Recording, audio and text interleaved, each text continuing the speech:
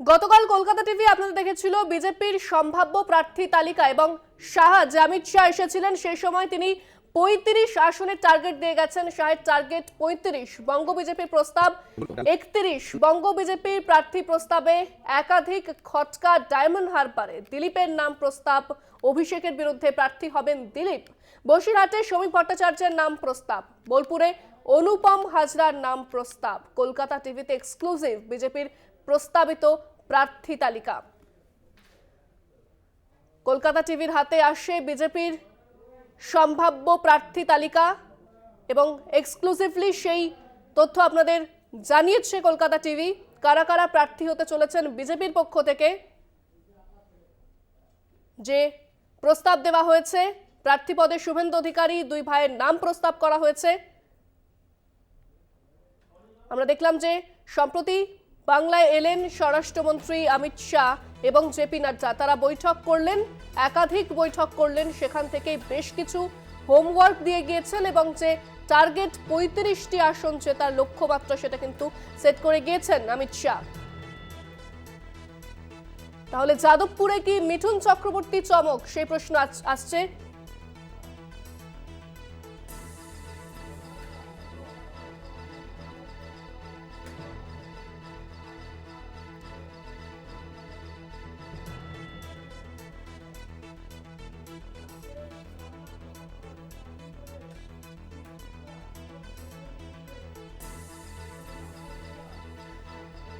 আমরা জানি যে বিজেপি নেতৃত্বের বিরুদ্ধে বারবার তোপ দেখেছেন অনুপম হাজরা এবং দলের বিরুদ্ধে একাধিক মন্তব্য করেছেন। তারপরেও কিন্তু প্রার্থী হিসেবে তার নাম প্রস্তাব করা হয়েছে বঙ্গ বিজেপির পক্ষ থেকে। আমরা এই বিষয়ে বিস্তারিত কথা বলবো। আমাদের সঙ্গে সরাসরি রয়েছেন প্রতিনিধি মনা বিধ্বংসী। মনা, আমরা অনুপম হাজরাকে একাধিকবার দেখেছি, তিনি দলের বিরুদ্ধে মন্তব্য করেছেন এবং দলের বেশ কিছু নেতাকে কটাক্ষ করেছেন। তারপরেও কিন্তু প্রার্থী হিসেবে তার নাম প্রস্তাব করা হচ্ছে। কি জানতে পারছো, সেখানকার কি প্রতিক্রিয়া বিজেপি এবং তৃণমূলের? দেখো, অবশ্যই ইন্দ্রাণী, তুমি যে প্রশ্নটা করলে অত্যন্ত গুরুত্বপূর্ণ একটি প্রশ্ন, যে অনুপম এতদিন যাবত, মানে যতদিন অনুপম বিজেপির জাতীয় সম্পাদক ছিল এবং জাতীয় সম্পাদক থাকাকালীন অনুপম যে পরিবেশটি বঙ্গ বিজেপি রাজনীতিতে করেছে, মানে বঙ্গ বিজেপির অন্দরে করেছে এ রাজ্যে, তাতে কিন্তু একেবারে বলা যেতে পারে বেনজির। কারণ জাতীয় একজন সম্পাদক, তিনি কিন্তু এ রাজ্যের রাজ্য সভাপতি বিজেপি থেকে শুরু করে একদম জেলার যারা সাংগঠনিক জেলা সভাপতি তাদের বিরুদ্ধে দুর্নীতির অভিযোগে কিন্তু সরব হয়েছিলেন বারবার করে। শুধু তাই নয়, তিনি বলেছিলেন যে পশ্চিমবঙ্গে আমি চোর মুক্ত বিজেপি করতে চাই, এবং তার পরবর্তী ফল তুমি দেখেছো কি হয়েছে, যে অনুপমকে জাতীয় যে সম্পাদক সেই পদ থেকে সরিয়ে দেওয়া হয়েছে, তার ওয়াই ক্যাটাগরি নিরাপত্তা তুলে নেওয়া হয়েছে, তাকে দিল্লির বাংলো ছাড়তে বলা হয়েছে। তবুও আমরা দেখতে পাচ্ছি যে অনুপম হাজরা, যার আসন্ন যে 24শে লোকসভা নির্বাচন, সেই নির্বাচনে অনুপমের এক প্রকার বলা যেতে পারে যে পুরনো কেন্দ্র, সেটি হচ্ছে বোলপুর লোকসভা কেন্দ্র, যেখানে 2014 সালে অনুপম তৃণমূলের টিকিটে জিতে কিন্তু জয় হয়েছিলেন দাঁড়িয়ে। সেইখানেই আবার বিজেপির সেই কেন্দ্রেই, অর্থাৎ বোলপুর কেন্দ্রেই বিজেপির রাজ্য নেতৃত্ব কেন্দ্রীয় নেতৃত্বকে প্রস্তাব পাঠাচ্ছে অনুপমকে 24-এর এখান থেকে প্রার্থী করা হোক। অর্থাৎ খুব স্বাভাবিকভাবে এই খবর যখন বোলপুরের ভিটেমাটিতে, অনুপমেরও ভিটেমাটি বোলপুরে এসে পৌঁছতেই একেবারেই শাসক শিবির থেকে শুরু করে বিরোধী অর্থাৎ বিজেপি সকলেই কিন্তু হতভম্ব। আমরা এদিন সকালে শাসক বিরোধী দুই দলের রাজনৈতিক দলের নেতাদের সঙ্গে কথা বলেছিলাম।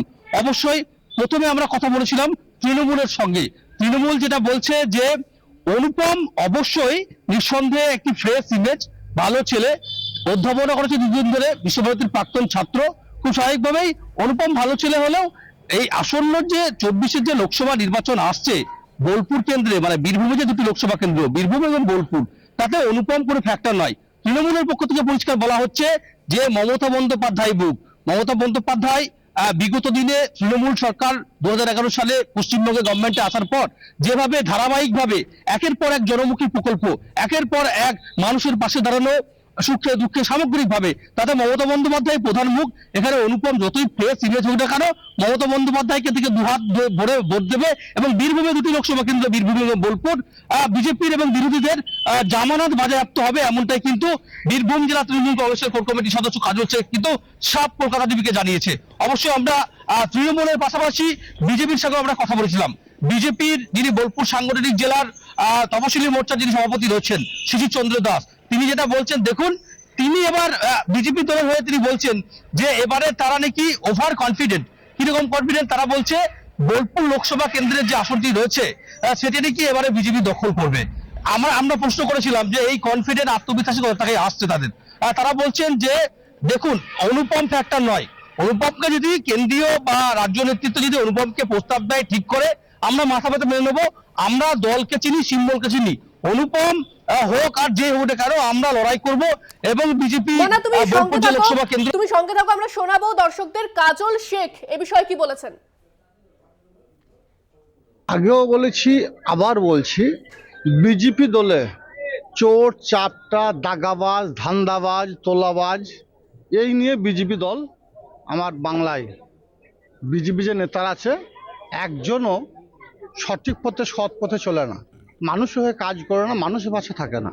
অনুপম যদি বিজেপি ক্যান্ডিডেট হয় তবে সে হতেই পারে, তাদের দলগত ব্যাপার।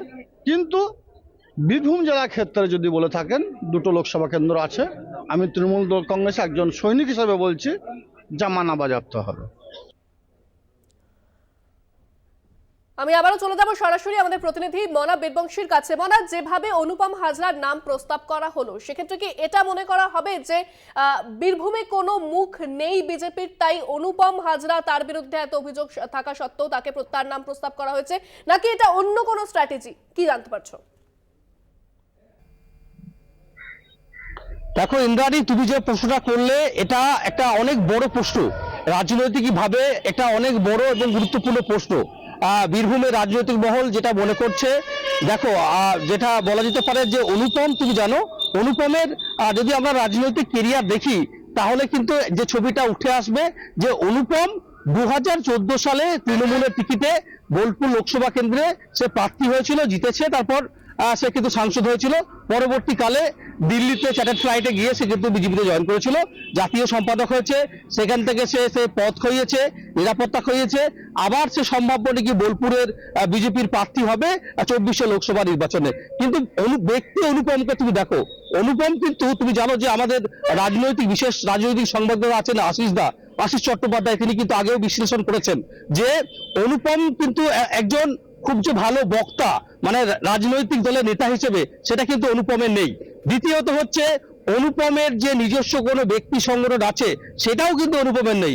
সুতরাং অনুপম যে খুব একটা বড় ফ্যাক্টর হবে শহর বোলপুরে, এটা কিন্তু একেবারেই ধরে নেওয়া যায় না। খুব স্বাভাবিকভাবেই অনুপম যদি বোলপুর দাঁড়ায়, বোলপুর লোকসভা কেন্দ্রে বিজেপি প্রার্থী হয়ে দাঁড়ায়, তাহলে আমাদের মনে হয় বা রাজনৈতিক মহলে বীরভূমের মানুষজন মনে করছেন, যারা রাজনৈতিক বিশ্লেষক রয়েছেন তারা মনে করছেন যে অনুপম যদি হারায় তাহলে তৃণমূলের বোলপুরের আসনটা এমনিতে তৃণমূলের দখলে আসার কথা।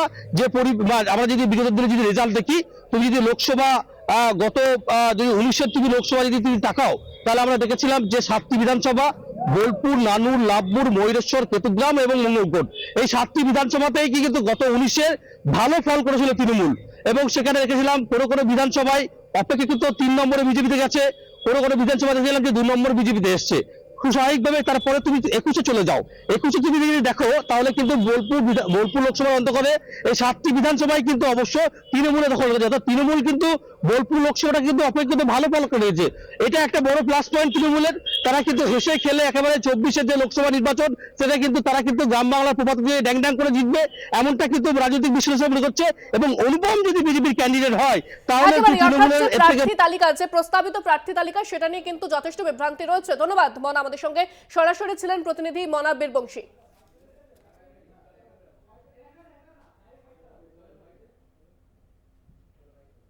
বলছি দাদা, এত কিছু হওয়ার পরও অনুপম হাজরা সে আসন্ন 2024 লোকসভা নির্বাচনের বোলপুর কেন্দ্রের প্রার্থী, রাজ্য বিজেপি কেন্দ্রকে প্রস্তাব দিয়েছে।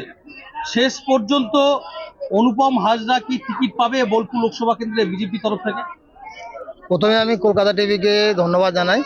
হ্যাঁ, আর আপনার যে প্রশ্ন, এই প্রশ্ন দেখুন, আমাদের ভারতীয় জনতা পার্টির কোনো কিছু অবাস্তব নেই। হ্যাঁ, মানে কোনোটাই বাস্তব না, সবই অবাস্তব বাস্তব মিলিয়ে আমাদের সেন্ট্রাল নেতৃত্ব যা ঠিক করবে তাই হবে। উনি পদ থেকে সাময়িক সরেছেন, হয়তো হতেও পারেন, আবার না হতেও পারেন। এটা সঠিক উত্তর এভাবে দেওয়া যায় না যে করবেন, কিন্তু সবই সেন্ট্রাল নেতৃত্ব বুঝবেন, তারা কি ঠিক করবেন সেই পদ আমাদেরকে মেনে চলতে হবে। সোজা কথা, একদম সেন্ট্রাল নেতৃত্ব নির্দেশ প্রত্যেকটা ভারতীয় জনতা পার্টির কার্যকর্তাকে মানতে হবে এবং সেটা আমরা মানতে বাধ্য।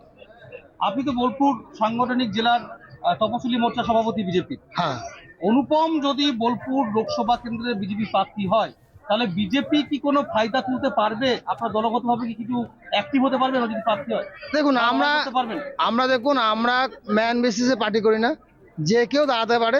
সেন্ট্রাল নেতৃত্ব যদি ঠিক করে দেয় তাকে নিয়ে আমরা চলবো। এবং আমরা বোলপুর সাংগঠনিক জেলার বোলপুর যে লোকসভা আছে আমরা 100% আমরা এবার জিতবো, কনফার্ম।